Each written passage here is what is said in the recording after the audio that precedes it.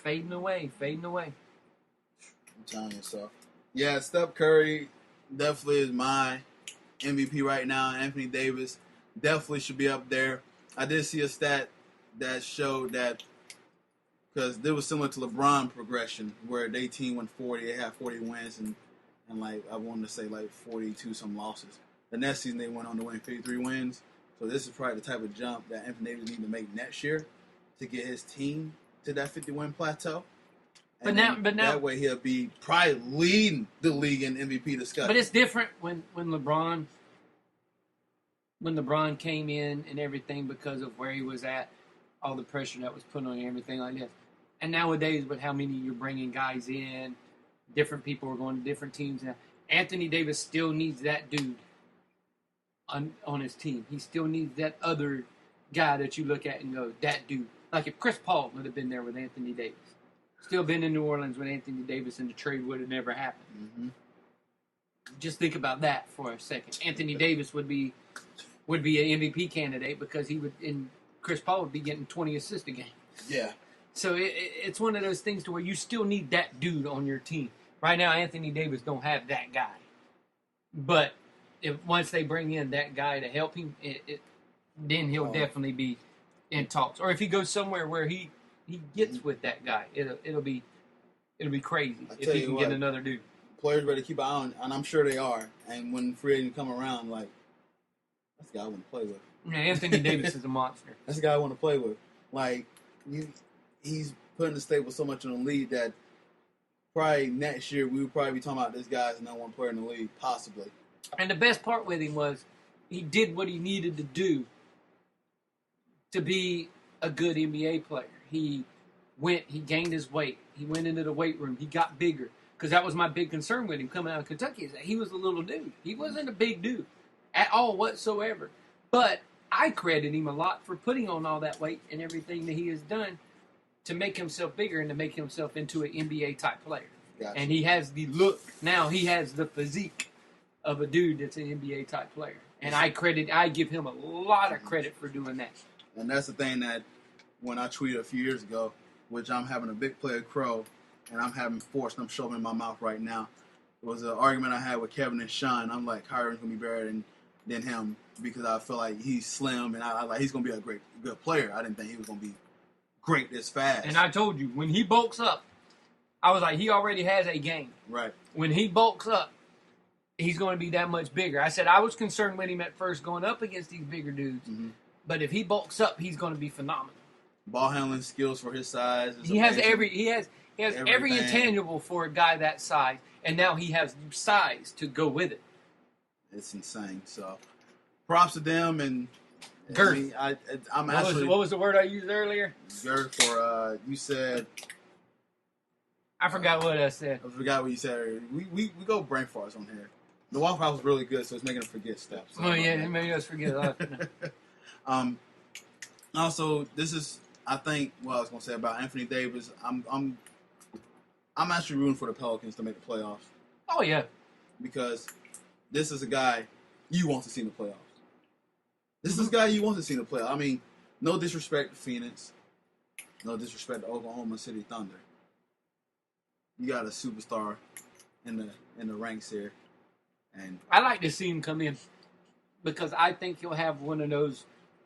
Remember when Mike made his way into the playoff? And I'm not comparing Anthony Davis to Mike, so everybody shut up. But Mike came into the playoffs, and he had those games that made everybody go, because that's when he finally got noticed, because people were watching it then. That's what it'll be like with Anthony Davis. He'll come on and he'll have those games that make everybody's jaw drop.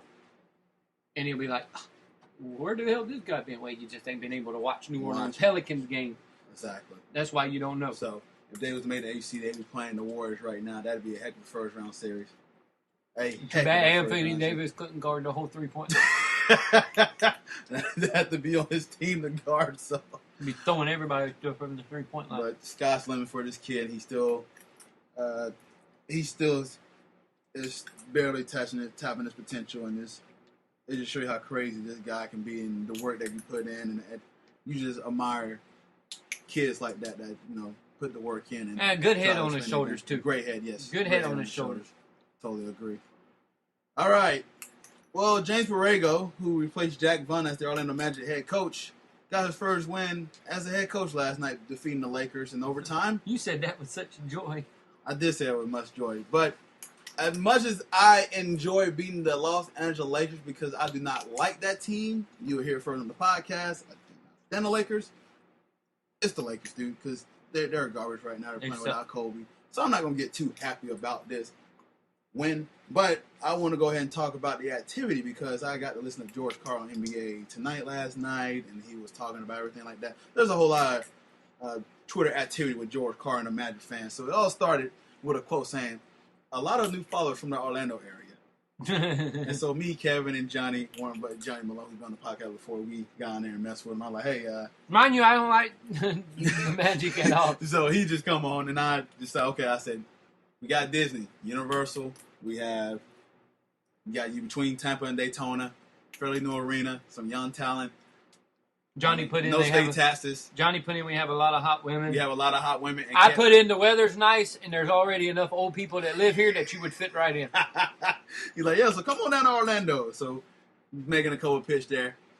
Then the day afterwards, I want to say they put up some Magic fan put up a picture that photoshopped George Karl in there with some of the players, and George Karl went ahead and retweeted that. So then he actually put out a quote saying, because he wanted to put out he called it a Twitter statement. It was something like a little Twitter statement, whatever. Quote: "Love and miss the NBA rodeo. It's no secret I would love the opportunity to coach one more time. Love the skills and the speed of the Magic and the great young players throughout the league." Now, for the longest time, George Karl was tied to Sacramento. Now there's a lot of activity going on, him trying to, I guess a lot of Magic fans trying to push him up to be the Magic head coach, which one I'm all okay for.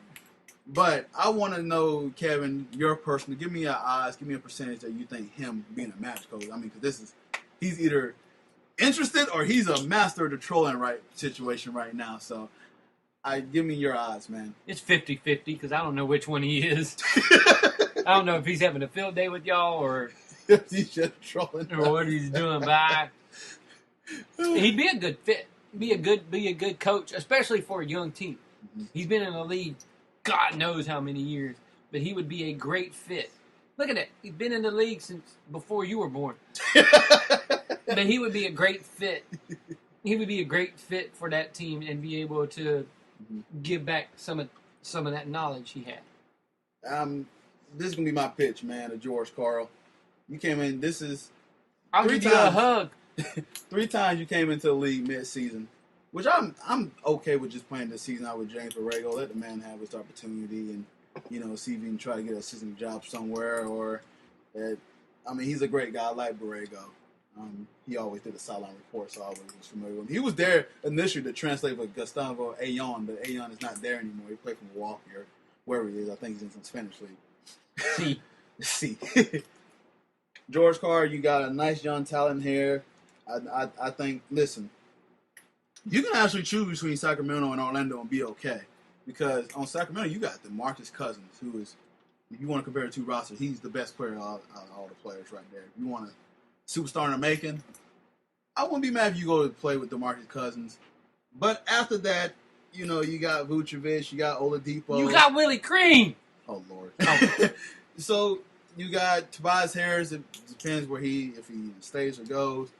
You got a nice little core there that you can kind of build off with. And I'm looking at your record, man. I'm so impressed with what you have done with Denver and Seattle as well. And to give you a little eerie feel, you got a defensive mind point guard, and that for Payton.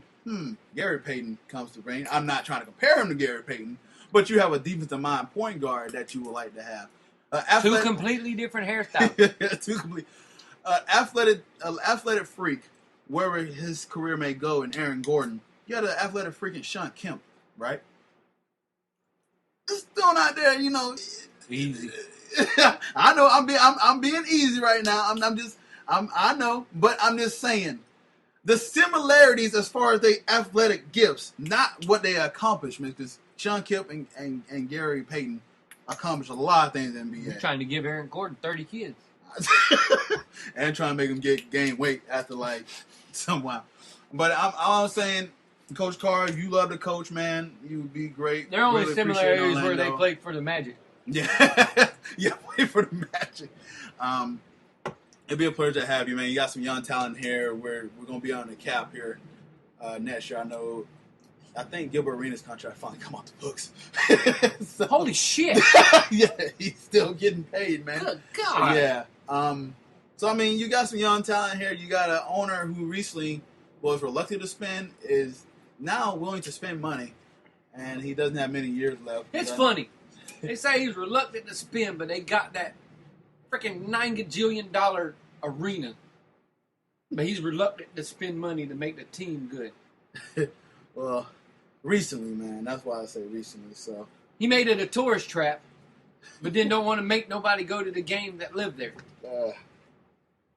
I hate guys like we that. got to put a winning product on the floor too. Yes, man. you do. So That's the key to everything. That's all on that. So I want to sit here and I want to really do appreciate. I think Jack Vaughn being a great professional, what he is, and he talked to me very well. He seemed like a well guy. He should just stay and play well-rounded. point guard.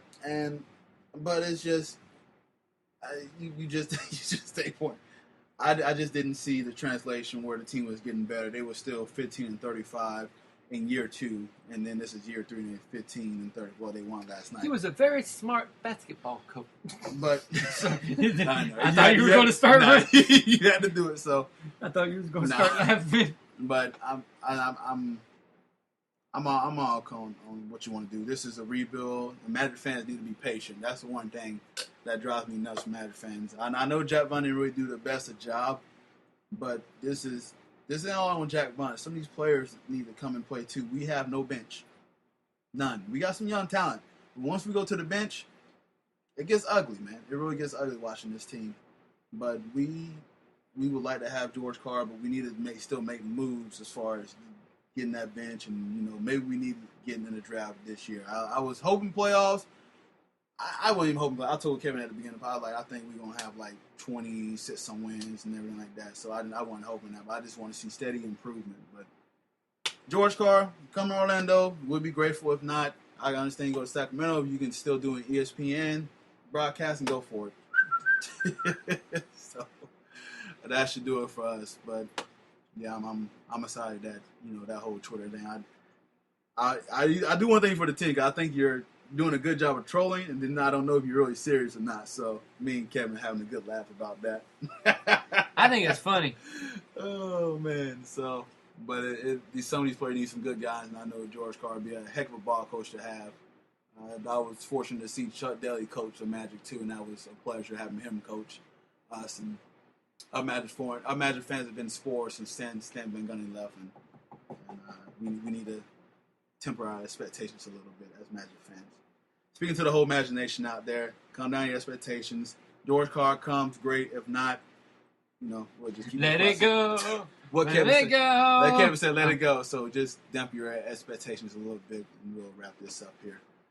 All right, so let's wrap this bad boy up because I know Kevin's got to go with the family and watch. Somebody made a sign of Dante Fowler in the crowd. Nice. Kevin got to go ahead and watch some wrestling here, so I let him go on this way. No, not here. wrestling. Wrestling. Wrestling? Wrestling. Wrestling. Wrestling.